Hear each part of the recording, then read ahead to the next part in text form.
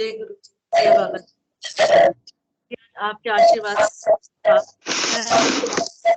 मत करूंगी और वो मुझसे जो भी बुलवाए वो अच्छा और डिवाइन, गलत कुछ ना हो। बाबा जी, आज आपकी शिक्षा से आज से 2 साल पहले आपने सत्संग शुरू किया। उससे पहले हम सब कई मूर्तियों को पूछते होंगे, कभी किसी के दरबार में और कभी किसी के दरबार में माथा टेकते। मैं भी ऐसा ही करती। कभी भी नहीं सोचा कि ये जिंदगी मिली किस लिए, खा लिया पी लिया और सो लिया, बस इतनी लाइफ और ऐसे ही जीकर हमने जाना है, कुछ भी नहीं मालूम।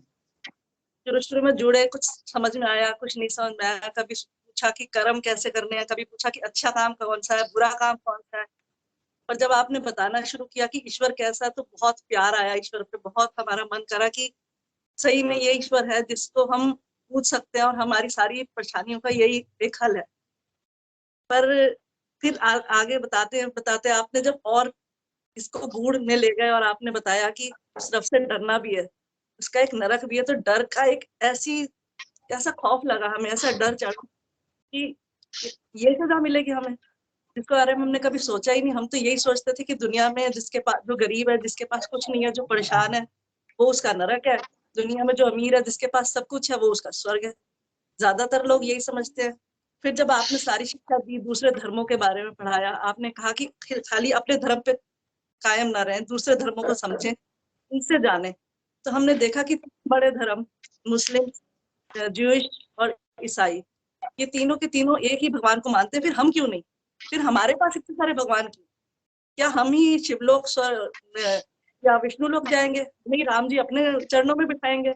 तो बाकी हम लोग बार बार जन्म लेके वापस आएंगे, तो वो लोग जाकर सीधा स्वर्ग या नरक पाएंगे। ऐसा कैसे हो सकता है? इस चीज ने हमारे दिमाग पर ये चीज डाली कि हम गलत दिशा में जा रहे हैं। फिर जब आपने कहा कि मूर्ति पूजा नहीं करनी, तब भी हम लोगों को बहुत अलग सी फीलिंग आई कि ऐसा कैसे हो सकता है। हमने तो 40-50 सालों से यही किया, हमारे माँ बाप भी यही करते थे और हमारे सारे बड़े भी यही करते थे। फिर आपने बताया कि वो हम भटक रहे हैं, हमारी सैटर्न की ही साजिश है जिसके कारण हम भटक कर गलत बिलीफ में जा रहे हैं। हमने अपने मन को समझाया और कहा कि ठीक है, हमने मूर्ति पूजा नहीं करनी, हम एक ईश्वर को मानेंगे। आज यहाँ पर हमने पहला सत्संग करा कि ईश्वर कौन है? वो निरंकार है। हमने समझ लिया कि वो निरंकार है, वो निरंकार होते हुए भी सब कुछ करेगा। कोई एक शक्ति है जो सब कुछ कर सकती है। उसी ने राम को बनाया, उसी ने जीसस को बनाया, उसी ने सारी शक्तियों को बनाकर धरती पे भेजा और जाकी धरती पर वो हम लोगों को समझाए। जिसने उनको समझ लिया ठीक है, जिन्होंने उनको नहीं समझा और वो सैटर्न की शक्ति में चले गए, वो हमेशा के लिए नरक में जाए। हमने नरक का डिस्क्रिप्शन सुना। तो अगर ऐसा नरक हमें मिलेगा तो हम क्यों नहीं इस रब को मानकर स्वर्ग के लिए प्रिपरेशन करें, जिसमें हमारी जिंदगी आसान हो सके। यहाँ पर हमारे पास 60 साल की, 50 साल की, 80 साल की जिंदगी, माना कि अगर 100 साल की जिंदगी, तो वो अगर हमने रोज की 2 सांसें भी ईश्वर को दे दी, अगर हमने एज ए बिलीवर 2 सांसें भी ईश्वर को दे दी, तो वो हमारी सफल हो जाएगी। पर अगर हमने एज ए नॉन बिलीवर किसी गलत जगह पर अपनी सारी सांसें भी दे दी, तो वो हमारी किसी काम की नहीं, मिट्टी हो जाएगी। तो मैंने यही समझा आपसे शिक्षा लेकर कि ईश्वर का निरंकार समझना है, निरंकार को पूजना है, उसके स्वर्ग और नरक को मानना है। जैसे कि हम कई चीजों को बिना देखे मानते हैं, ऐसे ही उस रब को मानना है कि जिसको हमने देखा नहीं कभी, पर हम उसे मानेंगे, उसकी शक्ति को समझेंगे, उसकी शक्ति को जानेंगे। फिर उसके बाद हम उसके स्वर्ग और नरक को मानेंगे, उसके डे ऑफ जजमेंट को मानेंगे कि उसका एक डे ऑफ जजमेंट होगा, वही हमें इंसाफ मिलेगा। हम बार बार जन्म लेके धरती पर नहीं आएंगे। अगर ऐसा हुआ तो ना हमें ईश्वर से डर है और ना हम ईश्वर से प्यार है। हम खुश है जहां भी रह रहे हैं, हम यहीं खा रहे हैं और पी रहे हैं। तो हमें एक ही जन्म की जानकारी होनी चाहिए और उसके बाद हमें डे ऑफ जजमेंट का डर होना चाहिए, स्वर्ग नरक के बारे में पता होना चाहिए। उसके बाद आपने बताया था कि कल्कि का अवतार हो चुका, जो कि हम हिंदूज के लिए मुश्किल हो जाता है समझना कि कल्कि कौन है, कहाँ लिया उसने अवतार। और जब आपने कहा कि मोहम्मद जी वो अवतार के रूप में आए हैं दुनिया में, तो हमने वो भी मान लिया कि हाँ, मोहम्मद जी हो सकते हैं, क्योंकि वो ईश्वर को, वो आत्मा थी जिसने ईश्वर को सबसे पहले कहा था कि वो मेरा रब है, तू मेरा रब है।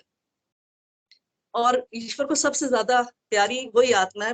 बेशक उसको सारी आत्माएं बहुत प्यारी हैं, जो उसने पहले दिन से और आखिरी दिन तक क्रिएट की हैं जितनी आत्माएं, रब को सारी आत्माएं बहुत प्यारी है। पर ये डे ऑफ जजमेंट, ये दुनिया, ये सब कुछ उन्होंने मोहम्मद जी के लिए ही बनाई। उन्होंने अपने प्रॉफिट्स को साफ कहा है कि अगर मोहम्मद जी ना होते तो मेरे को कुछ भी बनाने की जरूरत थी, मुझे अपने आप को जाहिर को भी करने की जरूरत नहीं थी।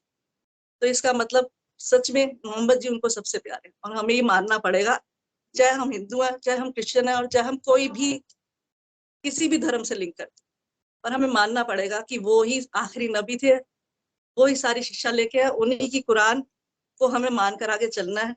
और हम बहुत ब्लेस्ड हैं शायद कि हम उनकी उम्मत में पैदा हुए हैं, ये आपने हमें बताया है, तो हम इसको मानते हैं और बहुत खुशनसीब समझते हैं अपने आप को कि जैसे भी रंग में ईश्वर ने हमें रखा वो बहुत अच्छे।